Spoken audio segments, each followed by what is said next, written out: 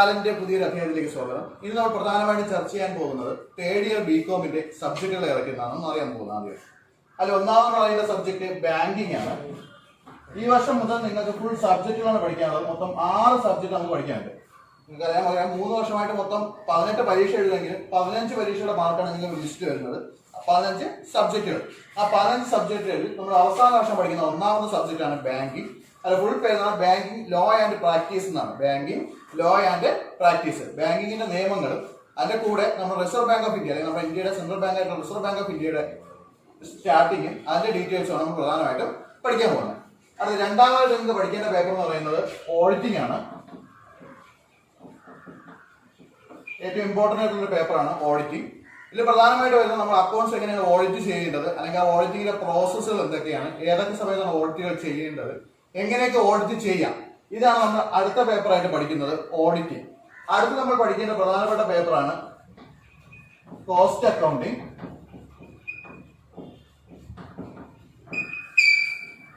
ഈ വർഷം പ്രധാനമായി ശ്രദ്ധിക്കുക, ഈ വർഷം പ്രധാനമായിട്ട് 2 അക്കൗണ്ടിങ് പേപ്പറാണ് വരുന്നത്. അതിൽ ഒന്നാമത്തെ അക്കൗണ്ടിങ് പേപ്പറാണ് കോസ്റ്റ് അക്കൗണ്ടിങ്. അതിനുശേഷം നിങ്ങൾ നോക്കേണ്ടത് ക്യാപിറ്റൽ മാർക്കറ്റ് ആണ്. നമ്മുടെ ഷെയർ മാർക്കറ്റുകളെ കുറിച്ചും ക്യാപിറ്റലുകൾ സ്വരൂപിക്കുന്ന മാർക്കറ്റുകളെ കുറിച്ചാണ് നമ്മൾ ഈ ചാപ്റ്ററിൽ പ്രധാനം പഠിക്കാനുള്ളത്. ടെക്സ്റ്റിൽ പ്രധാനം പഠിക്കാനുള്ളത് ക്യാപിറ്റൽ മാർക്കറ്റ്. അത് കഴിഞ്ഞിട്ട് ഫൈനൽ ഇയറിലെ രണ്ടാമത്തെ അക്കൗണ്ടിങ് പേപ്പറായ മാനേജ്മെന്റ് അക്കൗണ്ടിങ് ആണ് അടുത്ത് പഠിക്കേണ്ടത്.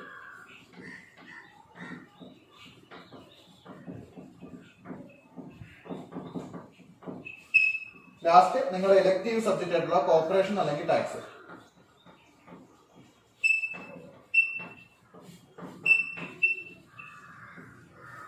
അങ്ങനെ മൊത്തം 6 പേപ്പർ നമുക്ക് ഈ വർഷം പരീക്ഷയ്ക്ക് പഠിക്കാനുള്ളത്.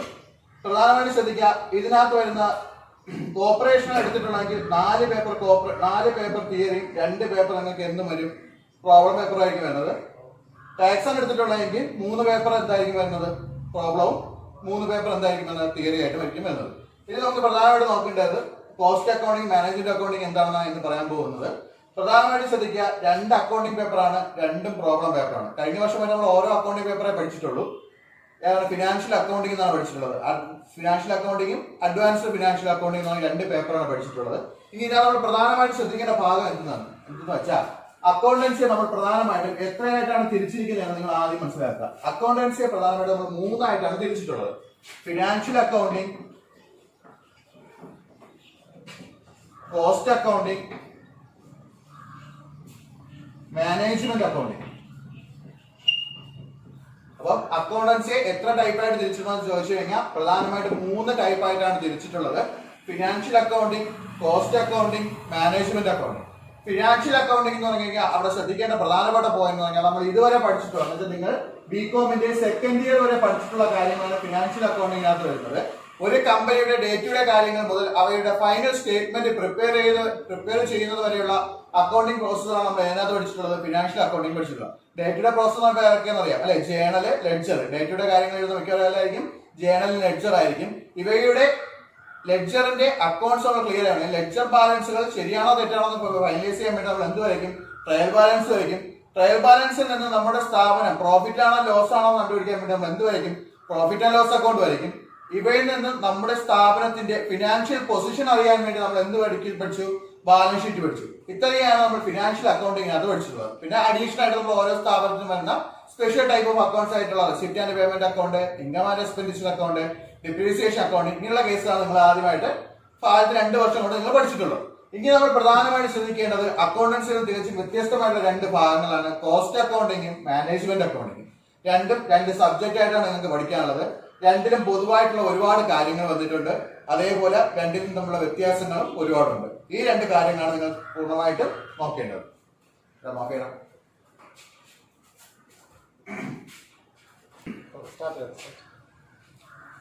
ഓക്കെ, അപ്പൊ അടുത്തമായി പ്രധാനം നോക്കുന്നത് കോസ്റ്റ് അക്കൗണ്ടിങ്ങിലാണ്. കോസ്റ്റ് അക്കൗണ്ടിങ് ഒന്നാമത്തെ ഭാഗമായ എന്താണ് കോസ്റ്റ് എന്ന് നമുക്ക് നോക്കാം. കോസ്റ്റ് അക്കൗണ്ടിങ് ആണ് ഫസ്റ്റ് നമ്മൾ നോക്കുന്നത്. അതിൽ ഒന്നാമത്തെ ഐറ്റം എന്താണ് കോസ്റ്റ് നോക്കാം. ഇത് നമ്മൾ പ്രധാനമായിട്ടും അക്കാഡമിക് അല്ല, നല്ലൊരു കാര്യം പറയാൻ ശ്രദ്ധിച്ചോളാം. നമ്മൾ പ്രധാനമായിട്ട് ശ്രദ്ധിക്കേണ്ട 2 കാര്യങ്ങൾ എന്ന് വെച്ച് കഴിഞ്ഞാൽ, ഞാൻ പറഞ്ഞു നമ്മൾ കഴിഞ്ഞ 2 വർഷം കൊണ്ട് അല്ലെങ്കിൽ ഫസ്റ്റ് ഇയർ സെക്കൻഡ് ഇയർ പഠിച്ചാൽ ഫിനാൻഷ്യൽ അക്കൗണ്ടിങ് സ്ഥാപനത്തിന്റെ ഫൈനൽ സ്റ്റേറ്റ്മെന്റ് പ്രിപ്പയർ ചെയ്യുന്നു പറഞ്ഞു. ഈ ഫൈനൽ സ്റ്റേറ്റ്മെന്റ് പ്രിപ്പയർ ചെയ്യുമ്പോൾ നമ്മൾ ആലോചിച്ചോളാം, നമ്മുടെ സ്ഥാപനത്തിൽ നടക്കുന്ന ഫിനാൻഷ്യൽ പരമായിട്ടുള്ള കാര്യങ്ങൾ മാത്രം എന്ന് വെച്ചാൽ ഓഫീസിൽ സാലറി എടുത്തു, സാധനങ്ങൾ വിറ്റു, ഇങ്ങനെയുള്ള കാര്യങ്ങൾ മാത്രം നമ്മൾ അതിനകത്ത് എന്ത് ചെയ്യണം, റെക്കോർഡ് ചെയ്യണം. ഓഫീസിൽ നടക്കുന്ന കാര്യങ്ങളും ഫാക്ടറി നടക്കുന്ന കാര്യങ്ങളും അത് ജസ്റ്റ് നമ്മൾ സാധനങ്ങൾ വാങ്ങാൻ വിൽക്കാം, ഈ ഒരു കാര്യം മാത്രം. ഓഫീസിലാണെങ്കിൽ അവർക്ക് സാലറി എടുത്തത്, അവിടുത്തെ റെന്റ്, അവിടുത്തെ ഓഫീസ് എക്സ്പെൻസുകൾ, അല്ലെങ്കിൽ ഓഫീസ് നമുക്ക് അഡീഷണൽ കിട്ടുന്ന ഇൻകംസ്, ഇങ്ങനെയുള്ള കാര്യങ്ങൾ നമ്മൾ പ്രോഫിറ്റ് ആണോ ലോസ് ആണോ മാത്രം കണ്ടുപിടിക്കും. ഇതാണ് നമ്മൾ സാധാരണയായിട്ട് ഫിനാൻഷ്യൽ അക്കൗണ്ടിങ് ചെയ്യണം. ഇത് നമ്മളിവിടെ ശ്രദ്ധിക്കേണ്ട കേസ്, ഒരു സാധനം ഉണ്ടാക്കുമ്പോൾ അല്ലെങ്കിൽ ഒരു സാധനം പ്രൊഡ്യൂസ് ചെയ്യുമ്പോൾ അല്ലെങ്കിൽ ഒരു സർവീസ് നമ്മൾ നടത്തുമ്പോൾ അതിന് നമുക്ക് എന്താവുന്ന ചിലവുകൾ, എക്സ്പെൻഡിച്ചറുകൾ, അതിനെയാണ് നമ്മൾ എന്ത് വിളിക്കുന്നത്, കോസ്റ്റ് എന്ന് വിളിക്കുന്നത്. ഒരു സാധനം ഉൽപ്പാദിപ്പിക്കുമ്പോൾ നമുക്കുണ്ടാവുന്ന ചിലവുകൾ അതിനെയാണ് നമ്മൾ എന്ത് വിളിക്കുന്നത്, കോസ്റ്റ് എന്ന് വിളിക്കുന്നത്. അപ്പൊ നോക്കണം, ഒരു സാധനം നമ്മൾ പ്രൊഡ്യൂസ് ഒരു ഐറ്റം നമ്മൾ എന്ത് ചെയ്യുമ്പോൾ പ്രൊഡ്യൂസ് ചെയ്യുമ്പോൾ നമുക്കുണ്ടാവുന്ന എക്സ്പെൻഡിച്ചർ അതിനെയാണ് നമ്മൾ എന്ത് വിളിക്കുന്നത്, കോസ്റ്റ് എന്ന് വിളിക്കുന്നത്. അപ്പൊ അതാണ് ആദ്യം ശ്രദ്ധിച്ചോളുക. കോസ്റ്റ് എന്ന് പറഞ്ഞാൽ എന്താണ്, നമ്മളൊരു സാധനം ഉൽപ്പാദിപ്പിക്കുമ്പോൾ നമുക്കുണ്ടാകുന്ന ചിലവ് അല്ലെങ്കിൽ എക്സ്പെൻഡിച്ചർ അതിനെയാണ് നമ്മൾ എന്ത് വിളിക്കുന്നത്, കോസ്റ്റ് എന്ന് വിളിക്കുന്നത്. ഇനി നമ്മൾ ശ്രദ്ധിക്കേണ്ട പ്രധാനപ്പെട്ട കേസ്, അപ്പൊ നമ്മൾ പറഞ്ഞു ഒരു പ്രോഡക്റ്റുകൾ ഇങ്ങനെ നോക്കിയിട്ട് നമ്മൾ എത്രയാണ് ഉൽപ്പാദിപ്പിച്ച് അതിന്റെ ചെലവുകൾ നമ്മൾ കണ്ടെത്തുക അല്ലെ. ആ ചെലവുകൾ കണ്ടെത്തിയിട്ട് ആ ചെലവുകൾ വെച്ചുകൊണ്ട് നമ്മൾ ഉൽപ്പാദിപ്പിച്ച സാധനം ലാഭമാണോ നഷ്ടമാണോ, അല്ലെങ്കിൽ ആ ലാഭത്തിനാണെങ്കിൽ നമുക്ക് എത്ര രൂപയ്ക്ക് വിറ്റ് കഴിഞ്ഞാൽ ലാഭം കിട്ടും, ഇങ്ങനെയുള്ള കാര്യങ്ങൾ നോക്കുന്നതിന് നമ്മൾ പ്രധാനമായിട്ട് എന്ത് ഉപയോഗിക്കുന്നത്, കോസ്റ്റ് അക്കൗണ്ടിങ് ഉപയോഗിക്കുന്നത്. അപ്പൊ പ്രധാനമായിട്ട് നോക്കുക, ഒരു പ്രൊഡക്ഷൻ കമ്പനി ആണെങ്കിൽ അവിടെ ഏറ്റവും ഇമ്പോർട്ടന്റ് ആയിട്ട് വേണ്ടുന്ന ഒരു അക്കൗണ്ടിങ് ബ്രാഞ്ചിനെയാണ് നമ്മൾ എന്ത് വിളിക്കുന്നത്, കോസ്റ്റ് അക്കൗണ്ടിങ് എന്ന് വിളിക്കുന്നത്. അപ്പോൾ പ്രൊഡക്ഷൻ ഫേമില് പ്രധാനമായിട്ട് വേണ്ടുന്ന ഒരു അക്കൗണ്ടിങ് ബ്രാഞ്ചാണ് ഏത്, കോസ്റ്റ് അക്കൗണ്ടിങ് എന്നുള്ള ബ്രാഞ്ച്. അതിൽ പ്രധാനമായിട്ട് ശ്രദ്ധിക്കേണ്ട പോയിന്റ് എന്ന് പറഞ്ഞാൽ കോസ്റ്റ് എന്തെന്ന് അറിഞ്ഞിരിക്കുക. നമുക്ക് ഒരു സിമ്പിൾ ആയിട്ട് ആലോചിച്ച് കഴിഞ്ഞാൽ ഇത്രയേ ഉള്ളൂ, എക്സ്പെൻഡിച്ചർ, ഒരു സാധനം പ്രൊഡ്യൂസ് ചെയ്യുമ്പോൾ ഉണ്ടാകുന്ന ചിലവ്, ആ ചിലവുകളെയാണ് നമ്മൾ എന്ത് വിളിക്കുന്നത്, കോസ്റ്റുകൾ എന്ന് വിളിക്കുന്നത്. ഒരു സാധനം പ്രൊഡ്യൂസ് ചെയ്യുമ്പോൾ ഉണ്ടാകുന്ന ചിലവുകൾ അതിനെ നമ്മൾ എന്ത് വിളിക്കുന്നത്, കോസ്റ്റ് എന്ന് വിളിക്കുന്നത്.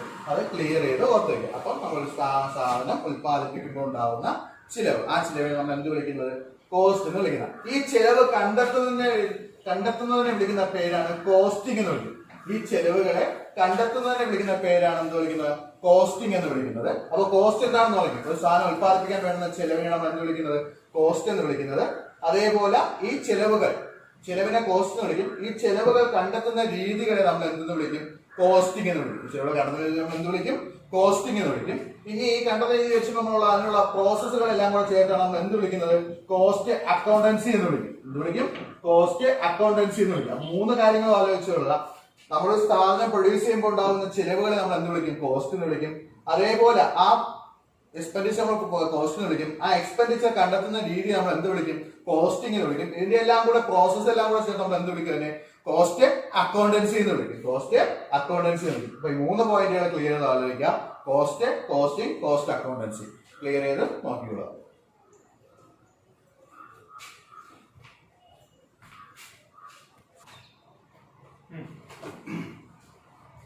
അടുത്ത നമ്മൾ മാനേജ്മെന്റ് അക്കൗണ്ടിങ്. അപ്പോൾ രണ്ടും കൂടെ ഒരുമിച്ച് പറയുകയാണ്, കോസ്റ്റ് ആൻഡ് മാനേജ്മെന്റ് അക്കൗണ്ടിങ് ഒരുമിച്ച് പറയുകയാണ്. അടുത്ത നമ്മൾ ശ്രദ്ധിക്കേണ്ടത് മാനേജ്മെന്റ് അക്കൗണ്ടിങ് ആണ്. ഇത് നമ്മൾ പ്രധാനമായിട്ട് ശ്രദ്ധിക്കേണ്ട ഒരേ ഒരു പോയിന്റേ ഉള്ളൂ. ഇതെന്ന് പറഞ്ഞാൽ നമുക്കൊരു ഇന്റേണൽ റിപ്പോർട്ട്സുകൾ ഉണ്ടാക്കുക. മാനേജ്മെന്റ് അക്കൗണ്ടിങ് എന്ന് വെച്ചാൽ എന്താണ്, ഇന്റേണൽ ആയിട്ടുള്ള റിപ്പോർട്ട്സുകൾ ഉണ്ടാക്കുക.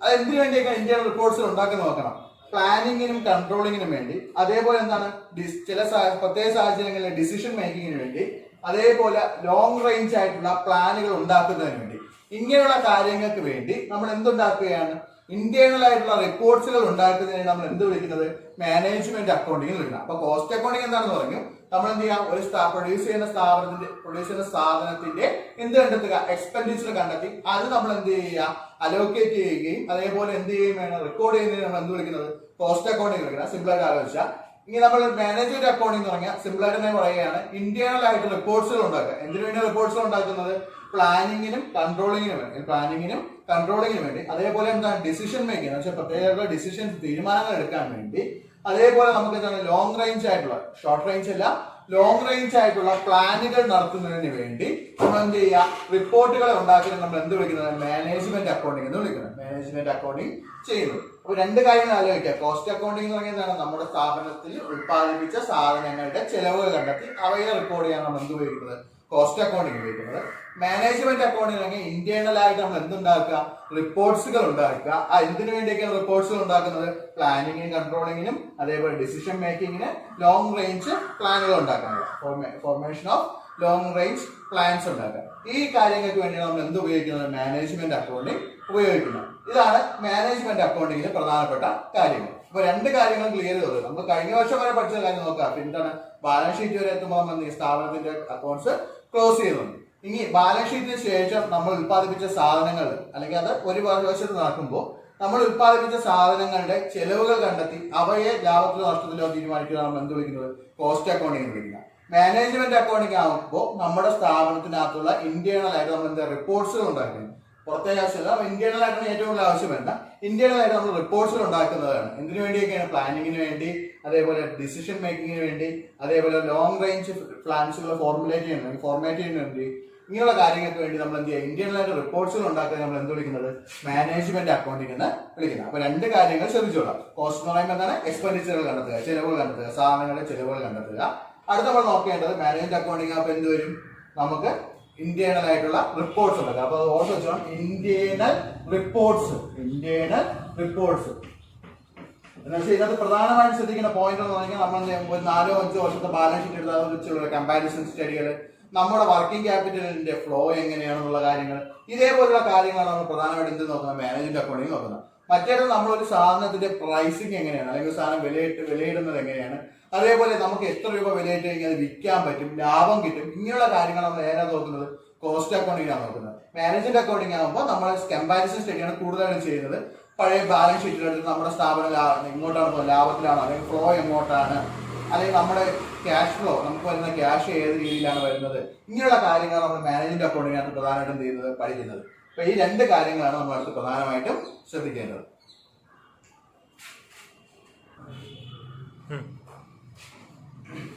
അടുത്ത നോക്കാൻ പോകുന്നത് പല ടൈപ്പ് കോസ്റ്റുകൾ ഏതൊക്കെയാണ് നമ്മൾ നോക്കാൻ പോകുന്നത്. അതിനെ കോസ്റ്റ് തുടങ്ങി എന്താണ്? നമുക്കൊരു എക്സ്പെൻഡിച്ചർ, എമൗണ്ട് ഓഫ് എക്സ്പെൻഡിച്ചർ വാങ്ങിക്കണം. എമൗണ്ട് ഓഫ് എക്സ്പെൻഡിച്ചർ ഇൻക്വേർഡ് എന്ന് വെച്ച് കഴിഞ്ഞാൽ നമുക്കൊരു സാധനം ഉത്പാദിപ്പിക്കുമ്പോൾ ഉണ്ടാകുന്ന എക്സ്പെൻഡിച്ചർ, ആ എക്സ്പെൻഡിച്ചർ നമ്മൾ എന്ത് വിളിക്കും? കോസ്റ്റ് എന്ന് വിളിക്കും. ഇനി പല ടൈപ്പ് കോസ്റ്റുകളുണ്ട്. അത് ഏതൊക്കെയാണ്? ഏതൊക്കെ ടൈപ്പ് കോസ്റ്റുകൾ അല്ലെങ്കിൽ എന്തൊക്കെയാണ് കോസ്റ്റുകൾ വരുന്നത്? അതിൽ പ്രധാനം ശ്രദ്ധിക്കേണ്ടത് ഇതിൽ കുറെ പോയിന്റ് പഠിക്കേണ്ടത്. ഏതെങ്കിലും ഒന്നോ രണ്ടോ നമുക്ക് എന്തെങ്കിലും പരീക്ഷയ്ക്ക് എപ്പോഴും ചോദിക്കുന്നുണ്ട്, 2 മാർക്കിന് എപ്പോഴും ചോദിക്കണം. അതിൽ ഏറ്റവും ഇമ്പോർട്ടന്റ് ആയിട്ടുള്ള ഒരു ഭാഗമാണ് ഓപ്പർച്യൂണിറ്റി കോസ്റ്റ് എന്ന് പറയും. എന്ത് വിളിക്കും? ഓപ്പർച്യൂണിറ്റി കോസ്റ്റ് എന്ന് വിളിക്കും. നിങ്ങൾ PVD പഠിച്ചിട്ടുള്ള ഒരു സംഭവമാണ് ഇത്. ഓപ്പർച്യൂണിറ്റി കോസ്റ്റ് എന്താണെന്ന് നോക്കാം. The value sacrificed in favor of an alternative action. അതിനാണ് എന്ത് വിളിക്കുന്നത്? ഓപ്പർച്യൂണിറ്റി കോസ്റ്റ് എന്ന് വിളിക്കുന്നത്. The value sacrificed in favor of alternative action. In favor of an alternative action. എന്ന് വെച്ച് കഴിഞ്ഞാൽ പ്രധാനം ശ്രദ്ധിക്കുക, നമുക്ക് എന്താണ്? നമുക്ക് ഒരു കാര്യം ചെയ്യണം. അതിനുവേണ്ടി നമുക്ക് ഉപേക്ഷിക്കപ്പെടുന്ന സാധനത്തിന്റെ പൈസ അല്ലെങ്കിൽ ഉപേക്ഷിക്കപ്പെടുന്ന അതിന്റെ വില, അതിനാണ് നമ്മൾ എന്ത് വിളിക്കുന്നത്? ഓപ്പർച്യൂണിറ്റി കോസ്റ്റ് എന്ന് വിളിക്കുന്നത്. എന്ത് വിളിക്കും? ഓപ്പർച്യൂണിറ്റി കോസ്റ്റ് എന്ന് വിളിക്കും. ഉദാഹരണത്തിന് ഇപ്പൊ ഒരു കമ്പനി ഉണ്ട്. കമ്പനിയുടെ പേനയും പെൻസിലാണ് ഉണ്ടാക്കുന്നത്.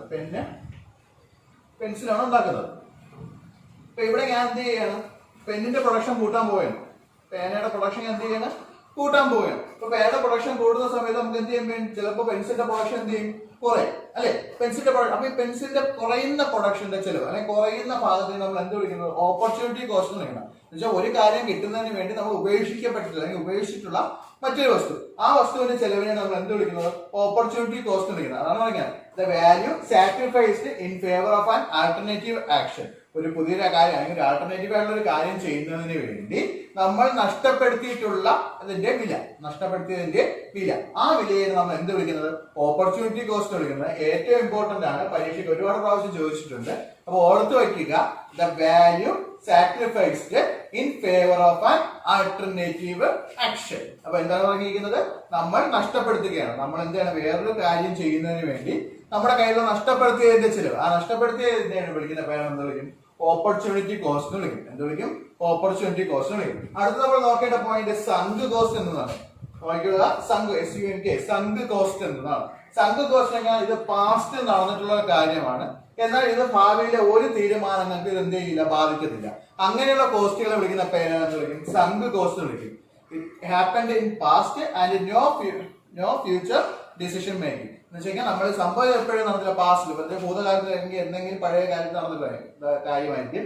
പക്ഷേ നമ്മുടെ ഭാവിയിലെ തീരുമാനങ്ങൾക്കൊന്നും എന്ത് ചെയ്തില്ല? ബാധകം വരത്തില്ല. അങ്ങനെയുള്ള കോസ്റ്റുകളെ വിളിക്കുന്ന പേരാണ് എന്ത് വിളിക്കും? സങ്ക് കോസ്റ്റ് വിളിക്കും. ഉദാഹരണം, നമ്മളൊരു അസറ്റ് വാങ്ങിച്ചു, അത് നമ്മൾ ഡിസ്പോസ് ചെയ്തു. ഇനിയുള്ള തീരുമാനങ്ങൾക്ക് അത് ഇമ്പോർട്ടൻസ് ഉണ്ടോ? ഇല്ല. അന്ന് നഷ്ടപ്പെടുത്തി കഴിഞ്ഞു. അത് നമ്മൾ എന്താണ്? പാസ്റ്റ് നടന്നിട്ടുള്ള കാര്യമാണ്. അങ്ങനെയുള്ള കാര്യങ്ങൾ നമ്മൾ വിളിക്കുന്ന പേരാണ് സങ്ക് കോസ്റ്റ് എന്ന് വിളിക്കും. സങ്ക് കോസ്റ്റ് എന്ന് വിളിക്കും. അത് നോക്കി വെച്ചതാ.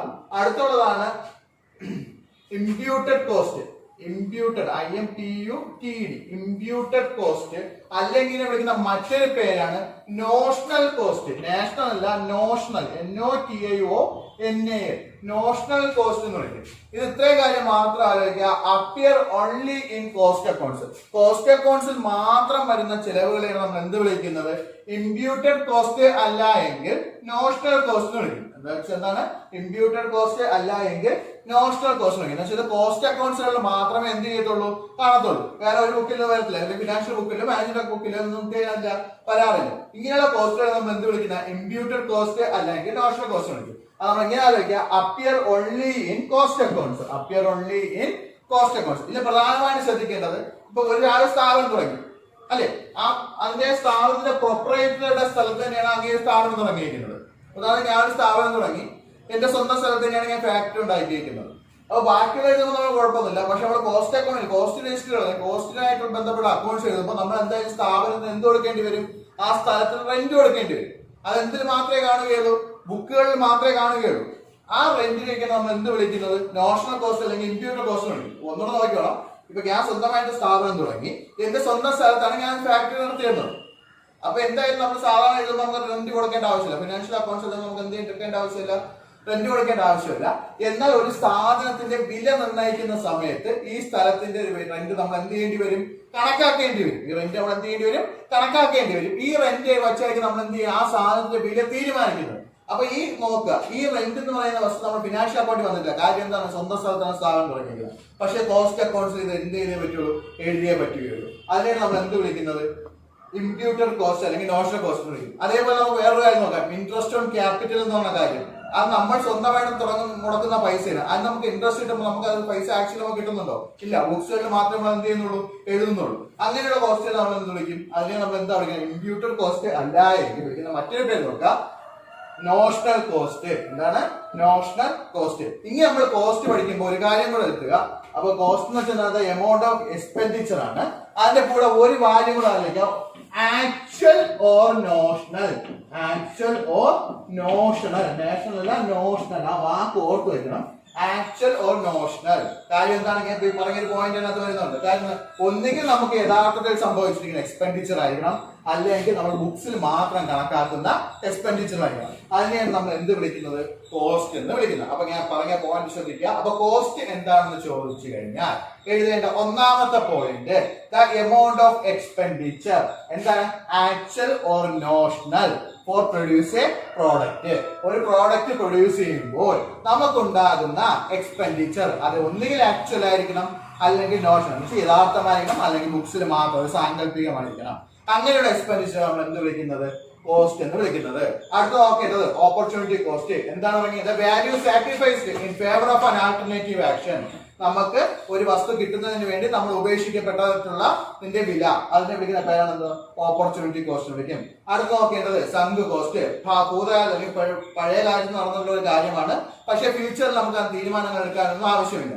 അങ്ങനെയുള്ള കോസ്റ്റുകൾ വിളിക്കുന്ന പേരാണ് സങ്ക് കോസ്റ്റ് എന്ന് വിളിക്കും. അടുത്തുള്ളത് ഇംപ്യൂട്ടഡ് കോസ്റ്റ് അല്ല എങ്കിൽ നോഷണൽ കോസ്റ്റ്. എന്താണ്? കോസ്റ്റ് അക്കൗണ്ട്സ് ബുക്കുകളിൽ മാത്രം കണ്ടുവരുന്ന കോസ്റ്റുകളെ വിളിക്കുന്ന പേരാണ് എന്തോന്ന്? ഇംപ്യൂട്ടഡ് കോസ്റ്റ് അല്ല എങ്കിൽ നോഷണൽ കോസ്റ്റ് എന്ന് വിളിക്കുന്നു.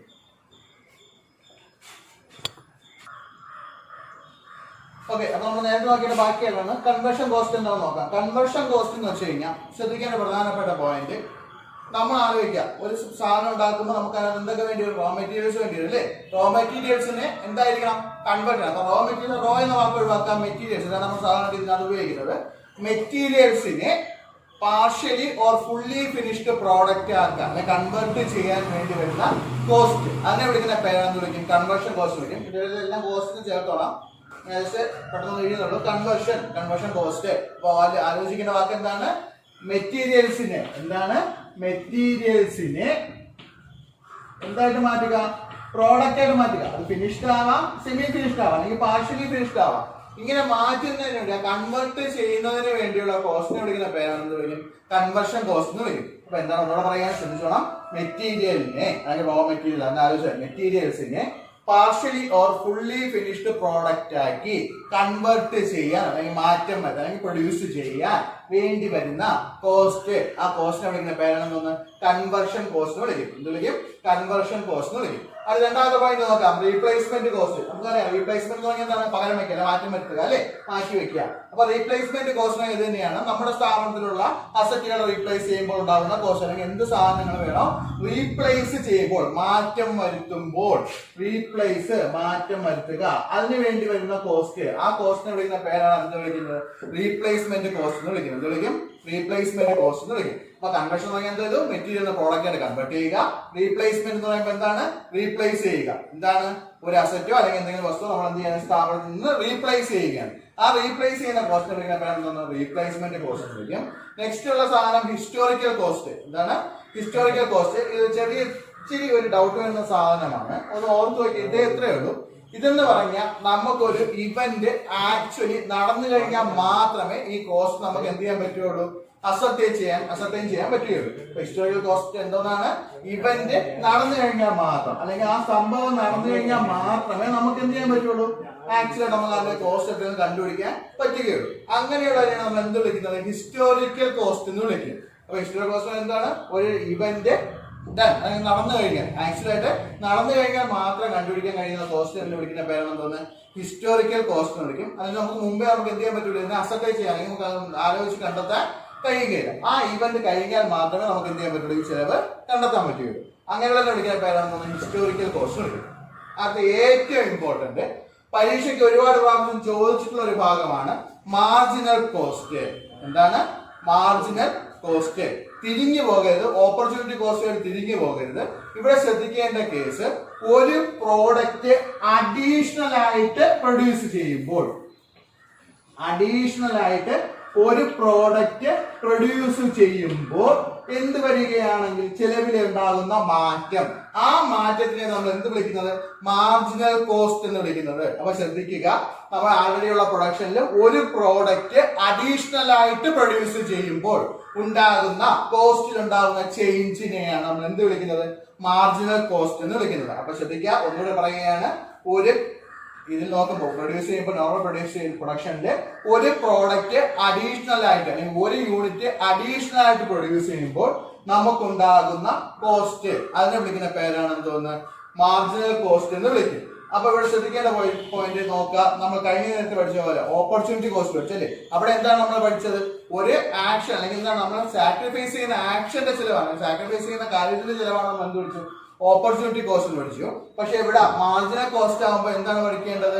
നമ്മൾ അഡീഷണൽ ആയിട്ട് ഒരു സാധനം പ്രൊഡ്യൂസ് ചെയ്യുമ്പോൾ ഉണ്ടാകുന്ന കോസ്റ്റ് എന്ന് വെച്ചാൽ നമ്മൾ ആൾറെഡിയുള്ള പ്രൊഡക്ഷനിൽ നിന്ന് ഒരു യൂണിറ്റും കൂടെ നമ്മൾ എന്ത് ചെയ്യണം? കൂടുതലായിട്ട് പ്രൊഡ്യൂസ് ചെയ്യണം. നോർമലി 10 പേന പ്രൊഡ്യൂസ് ചെയ്തിരുന്നു, അതിന് തൊട്ടടുത്ത ദിവസം 11 പേന പ്രൊഡ്യൂസ് ചെയ്തു. അപ്പൊ ഒരു പേന നമ്മൾ അഡീഷണൽ ആയിട്ട് പ്രൊഡ്യൂസ് ചെയ്തു. അപ്പൊ നമുക്കുണ്ടായ ചിലവിലുണ്ടായ വ്യത്യാസം നമുക്ക് എങ്ങനെയാണെന്ന് 10 പേന പ്രൊഡ്യൂസ് ചെയ്തപ്പോൾ 100 രൂപയായി, 11ാമത്തെ പേന ഇവിടെ പ്രൊഡ്യൂസ് ചെയ്തപ്പോൾ 110 രൂപയായിരുന്നു വിചാരിക്കുക. അപ്പൊ ഒരു പേന അഡീഷണൽ ആയിട്ട് പ്രൊഡ്യൂസ് ചെയ്തപ്പോൾ നമുക്ക് എത്ര രൂപ കൂടി? 10 രൂപ കൂടി. ഒരു പേന അഡീഷണൽ പ്രൊഡ്യൂസ് ചെയ്ത് നമുക്ക് എത്ര രൂപ കൂടി? 10 രൂപ കൂടി. ഈ കൂടിയ എമൗണ്ടിനെ നമ്മൾ എന്ത് വിളിക്കുന്നത്?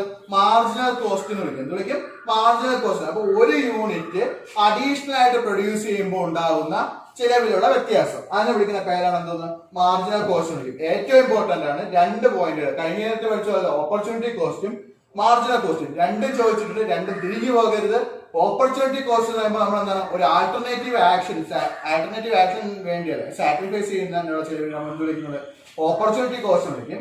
മാർജിനൽ കോസ്റ്റ് എന്ന് പറയുമ്പോൾ നമ്മൾ ഒരു സാധനം അഡീഷണൽ ആയിട്ട് പ്രൊഡ്യൂസ് ചെയ്യുമ്പോൾ, നമ്മൾ നോർമൽ പ്രൊഡക്ഷനിൽ നിന്ന് ഒരു യൂണിറ്റ് അഡീഷണൽ ആയിട്ട് പ്രൊഡ്യൂസ് ചെയ്യുമ്പോൾ ഉണ്ടാകുന്ന ചിലവിലുള്ള വ്യത്യാസം നമ്മൾ എന്ത് വിളിക്കുന്നത്?